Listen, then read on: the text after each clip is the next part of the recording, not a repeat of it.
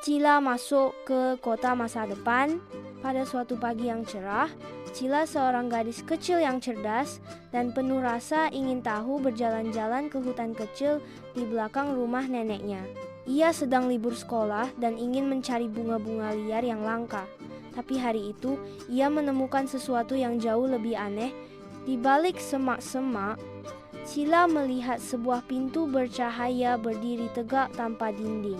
Pintu itu berkilau seperti pelangi dan di atasnya tertulis, "Pintu menuju kota masa depan." Cila menelan ludah. Apa ini hanya mainan? Pikirnya. Tapi karena rasa ingin tahu yang besar, ia mengulurkan tangan dan wuss! Seketika tubuhnya tersedot masuk ke dalam pintu. Begitu membuka mata, Cila terkejut. Ia berdiri di tengah kota yang sangat canggih. Gedung-gedungnya tinggi menjulang dan melayang di udara. Mobil-mobil terbang melintas tanpa suara. Robot-robot berbentuk hewan membantu orang-orang membawa belanjaan. Dan di langit ada ikan-ikan hologram berenang dengan cahaya warna-warni. Wah, aku di masa depan beneran, serunya kagum. Seorang robot ramah mendekatinya memperkenalkan diri. Halo, aku Robby. Selamat datang di kota Harmonia tahun 3025. Kamu tamu dari masa lalu, ya? Cila mengangguk. Aku Cila. Aku cuma lewat pintu aneh dan tiba-tiba sampai di sini. Robby mengajak Cila berkeliling.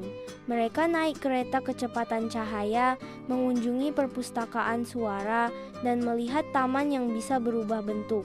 Tapi saat mereka berada di pusat kota, terdengar suara alarm. Peringatan, mesin waktu kota rusak.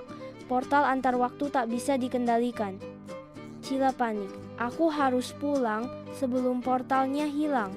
Robby cepat-cepat membawa Cila ke menara waktu, tempat mesin waktu kota berada. Tapi mereka harus melewati labirin laser, robot penjaga yang rusak, dan lorong gravitasi terbalik.